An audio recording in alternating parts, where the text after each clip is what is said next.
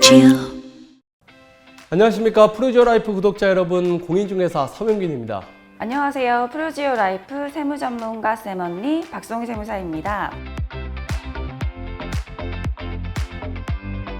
새로운 정부가 출범하면서 부동산 세법의 변화가 시작된 느낌이죠? 네, 맞습니다. 부동산 시장을 안정화시키기 위해서 소득세법 시행령이 개정되었는데요. 특히 이번 개정안에서는 절세할 수 있는 포인트들이 몇 가지 있습니다. 이번 컨텐츠를 통해서 같이 한번 살펴보면 좋을 것 같습니다. 이번 개정안이 세금을 아끼는데, 즉 절세에 도움이 된다고요? 어떤 내용들인지 빨리 만나보죠.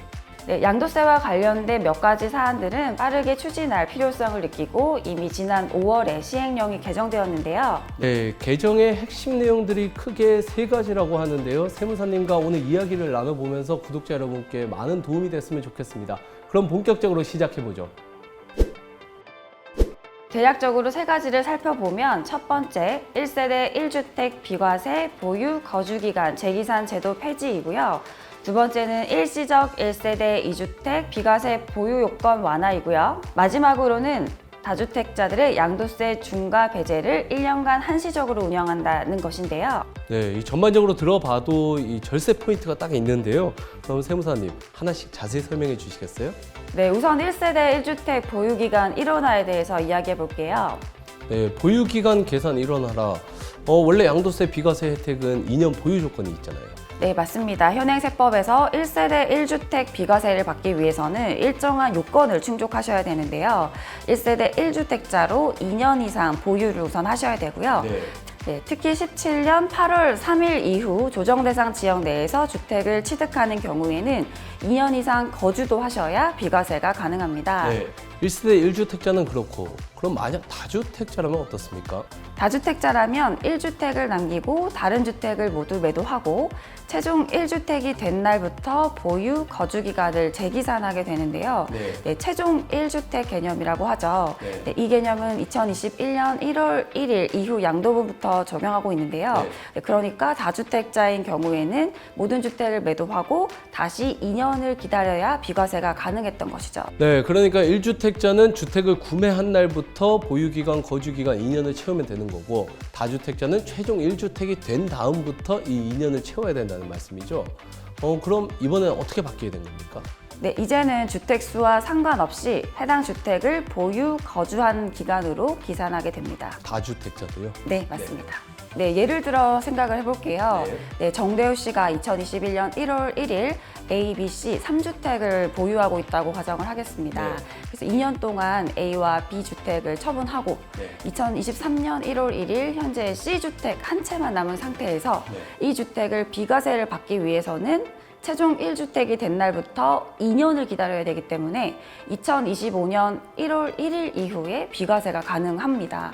A와 B를 2023년 1월 1일에 다 양도를 했고, 그리고 그때부터 2년 채워야 된다는 거죠? 네, 맞습니다. 네. 그럼 이게 어떻게 바뀌게 된 건지? 네, 바뀌게 되면 정대우 씨가 2021년 1월 1일 C주택을 취득해서 3주택 상태에서 2년 동안 A와 B 주택을 팔고 2023년 1월 1일에는 1주택만 남았다면 그 다음날 매도하더라도 해당 C주택을 2년 이상 보유, 거주했기 때문에 비과세가 가능하게 됩니다.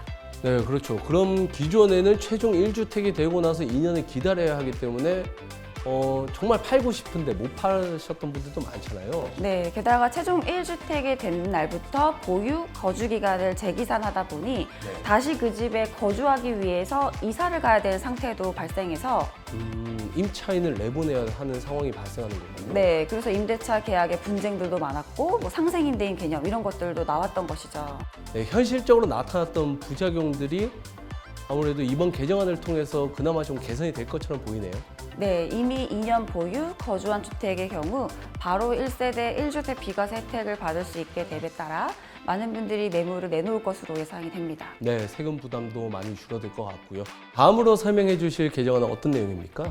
네, 1세대 1주택 비과세 외에도 일시적 1세대 2주택 비과세 요건도 완화됩니다. 이사를 하게 돼서 일시적으로 1세대 2주택이 되는 경우들이 있죠. 이 경우에도 일정한 요건들을 충족하면 일시적 1세대 2주택 비과세를 받게 되는데요. 네, 일시적 2주택 비과세 특례는 요건들은 어떤 거죠?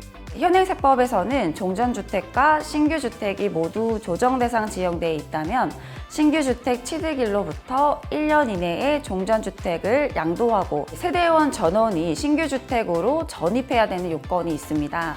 네, 제가 알기로는 1세대 일시적 2주택 이 비과세 특례 요건은 점점 강화되어 왔던 거죠? 네, 여러 번 개정을 통해서 점점 까다로워졌는데요. 18년 9월 14일 이후 매매계약 체결분부터는 신규주택 매수 후 3년 내에서 2년 내 매도로 요건이 강화되었고요. 19년 12월 17일 이후 매매계약분부터는 2년 내 매도에서 1년 내 매도 및 세대전원 전입 이렇게 요건이 강화되었습니다. 그런데 이 내용이 이번에 개정이 됐다는 거죠? 어떻게 바뀌었나요? 종전주택, 신규주택 모두 조정대상 지역내에 있는 경우 1년 내 매도에서 2년 내 매도로 기간이 완화되었고요. 네. 세대전원 전입 요건도 없어졌습니다. 네, 이렇게 좀 개정이 되니까 매도 기간이 좀 현실적으로 그나마 반영이 된 것 같아요. 네, 뿐만 아니라 세대전원이 이사를 못하는 피치 못한 사정들이 많았는데요. 그렇죠. 네, 그런 것들이 많이 해소될 것으로 기대됩니다. 네, 이렇게 개정이 됐으니까 부동산 투자를 좀 생각하시는 분들이나 아니면 이사를 통해서 좀 더 좋은 아파트로 이사 가고 싶으신 분들은 전국에 분양하는 프루지오 단지들도 눈여겨보시면 좋을 것 같습니다. 청약에 도전해서 프루지오에 사시는 꿈도 한번 꿔보면 좋지 않을까요?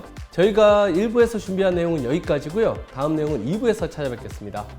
2부에서 뵙겠습니다. 감사합니다. 감사합니다.